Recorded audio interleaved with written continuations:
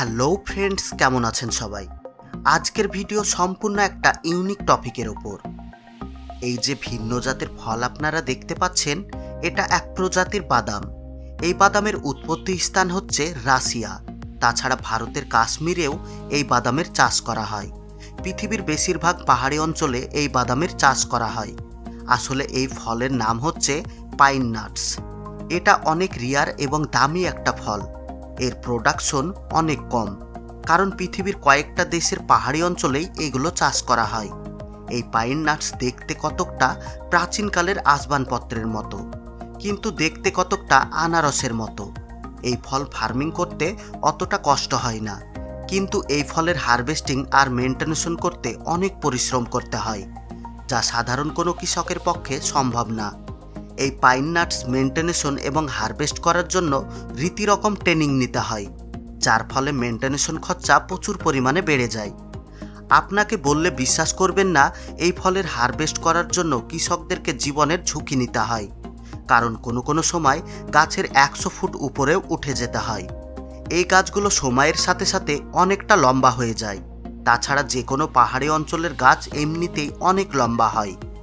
এই গাছগুলো যখন চারা অবস্থায় থাকে তখন দেখতে কিশমিশ টিয়ের মতো লাগে, যেই গাছ আমাদের এইদিকে পার্কে এবং বিভিন্ন গার্ডেনে ব্যবহার করা হয়। কিন্তু এই পাইন নাটসের পাতাগুলো অনেকটা লম্বা হয়। বন্ধুরা, আজকের ভিডিওতে এই পাইন নাটসের ফার্মিং থেকে শুরু করে ফ্যাক্টরির সমস্ত তথ্য স্টেপ বাই স্টেপ আপনাদেরকে দেওয়ার চেষ্টা করব এবং জানাবো এই বাদাম দিয়ে কি প্রোডাকশন তৈরি করা হয়। এই একটা ফলের মূল্য সোনার চেয়েও বেশি। এই ফলের দাম কেন এত বেশি, সমস্ত কিছু জানাবো এই ভিডিওতে। এই জন্য ভিডিও শেষ পর্যন্ত সঙ্গে থাকুন। আমি কথা দিচ্ছি আপনারা অনেক কিছু নতুন জানতে পারবেন। তো বেশি দেরি না করে চলুন শুরু করা যাক। এই বাদাম দিয়ে ফ্যাক্টরিতে কি তৈরি করা হয় তার আগে এক ঝলকে দেখে আসি চলুন এর ফার্মিং এবং হারভেস্টিং কিভাবে করা হয়। এই পাইন ফার্মিং করার জন্য সর্বপ্রথমে নার্সারিতে প্রচুর পরিমাণে চারা উৎপাদন করা হয়, আর এই পাইনের চারা তৈরি হতে মোটামুটি 3 মাস সময় লেগে যায়। সর্বপ্রথমে বীজগুলোকে জমিতে এই অ্যাডভান্স মেশিনের সাহায্যে লাগিয়ে দেওয়া হয়। তারপরে এই ঝর্ণা সিস্টেমে সব সময় জল স্প্রে করা হয়। পাইনের চারা তৈরি করার জন্য এইভাবে জল দেওয়া অনেক জরুরি। তারপর কিছুদিনের মধ্যে সমস্ত চারা বেরিয়ে যায় এবং মেশিনের সাহায্যে চারাগুলোকে উঠিয়ে নির্দিষ্ট জায়গায় মেশিনের সাহায্যে লাগিয়ে দেওয়া হয়। এইভাবে গাছ লাগানোর পর মোটামুটি 2 থেকে 3 বছরের মধ্যে গাছগুলো উপযুক্ত বড় হয়ে যায়। এবার শুরু হয় এর মেন কাজ। এই গাছের প্রত্যেকটা ডালকে আলাদা আলাদাভাবে ড্রিম করা হয়। পাইন ফার্মিং করার জন্য এই কাজটি সব থেকে বেশি করতে হয়। এই রকমটা করার ফলে নর্মাল অবস্থার থেকে 4-5 গুণ বেশি গাছ বৃদ্ধি পায় এবং তার সাথে সাথে এদের মেনটেনেন্স চলতেই থাকে। তারপর গাছের বয়স যখন 5 বছর পার হয়ে যায় তখন প্রত্যেকটা গাছে এইরকম ফুল ফুটতে শুরু করে এবং কয়েক মাসের মধ্যে ফলে পরিণত হয়ে যায়। এই পাইন গাছের অনেকগুলো ভ্যারাইটি রয়েছে। কিছু ভ্যারাইটিতে অনেক বড় বড় ফল হয়, আবার কিছু ভ্যারাইটি আছে যেগুলোতে ছোট সাইজের ফল হয়। কিন্তু এই ছোট জাতের ফলগুলো গাছে প্রচুর পরিমাণে ধরে। তাছাড়া কিছু প্রফেশনাল ফার্ম আছে যেখানে অনেক যত্ন সহকারে সমস্ত কাজ করা হয়। এই ফলগুলো সম্পূর্ণ হতে মোটামুটি 7 থেকে 8 মাস সময় লেগে যায়। প্রতি বছরে একবার করে এই গাছ ফল দিতে পারে, আর 100 বছর পর্যন্ত প্রত্যেকটা গাছ থেকে ফল পাওয়া যায়।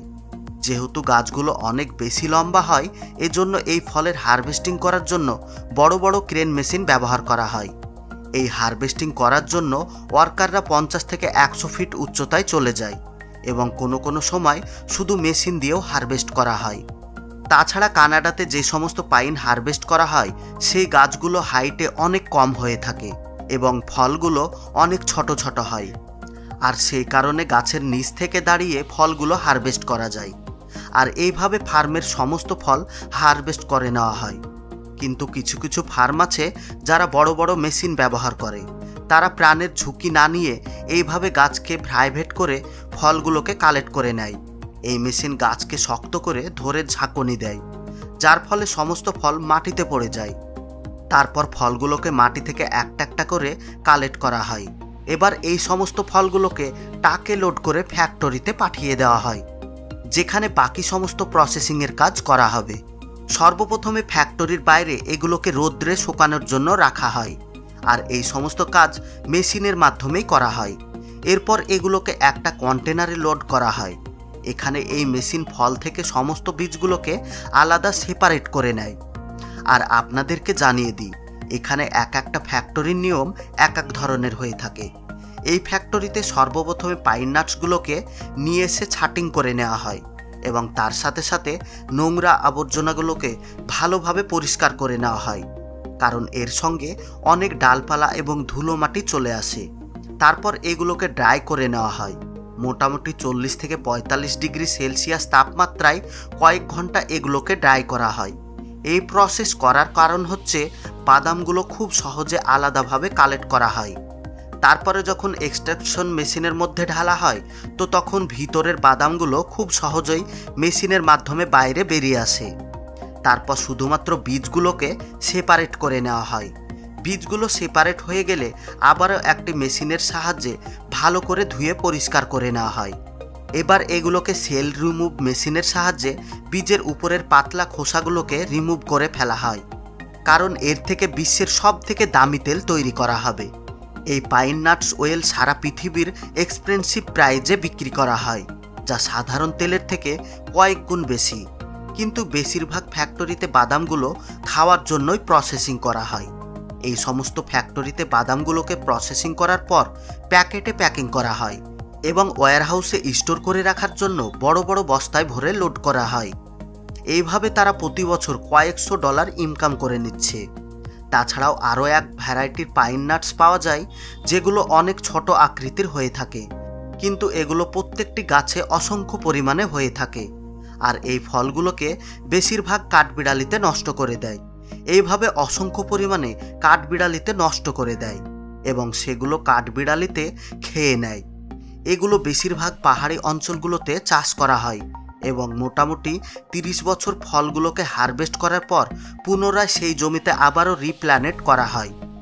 বেশিরভাগ জায়গায় মেশিনের সাহায্যে এই কাজ করা হয়, কিন্তু কিছু ডিফিকাল্ট জায়গা আছে যেখানে মেশিন যেতেই পারে না। সেই সমস্ত স্থানে এইভাবে হাতের সাহায্যে গাছগুলোকে লাগানো হয়। বর্তমানে কিছু কিছু জায়গায় ওয়েদার খারাপ হওয়ার কারণে গাছগুলো নষ্ট হতে চলেছে। এইভাবে সমস্ত গাছের ডাল এবং পাতা শুকিয়ে যাচ্ছে এবং তারা রিসার্চ করছে কি কারণে এরকম রোগের সৃষ্টি হচ্ছে, এবং তারা অলরেডি মেডিসিন তৈরি করার পরিকল্পনা নিয়েছে, যাতে মেডিসিন ব্যবহার করে গাছগুলোকে বাঁচানো যায়। ফুড অ্যান্ড এগ্রিকালচারের রিপোর্ট অনুসারে জানা যায় যে 29 রকমের বাদামের মধ্যে সব থেকে বেশি নিউট্রিশন ভালো আছে এই বাদামের মধ্যে, যার কারণে এই বাদামের চাহিদা সারা বিশ্বে রয়েছে। পাইন বাদাম অনলাইনে অ্যামাজন এবং ফ্লিপকার্টেও পেয়ে যাবেন। আপনারা চাইলে অনলাইনে অর্ডার করে এই বাদাম খেতে পারেন। আর বন্ধুরা, সব লাস্টে জরুরি কথা, আমরা যেন এর থেকে আরও সুন্দর সুন্দর ভিডিও বানাতে পারি, এজন্য ভিডিওতে লাইক দিয়ে বন্ধুদের সঙ্গে শেয়ার করুন। আর আপনি যদি আমাদের চ্যানেলে নতুন হয়ে থাকেন, তাহলে চ্যানেলটাকে সাবস্ক্রাইব করে অল নোটিফিকেশন সিলেক্ট করুন, যাতে পরবর্তী ভিডিও আপলোড করার সঙ্গে সঙ্গে আপনি সবার আগে দেখতে পারেন। এতক্ষণ পর্যন্ত সঙ্গে থাকার জন্য আপনাকে অসংখ্য ধন্যবাদ।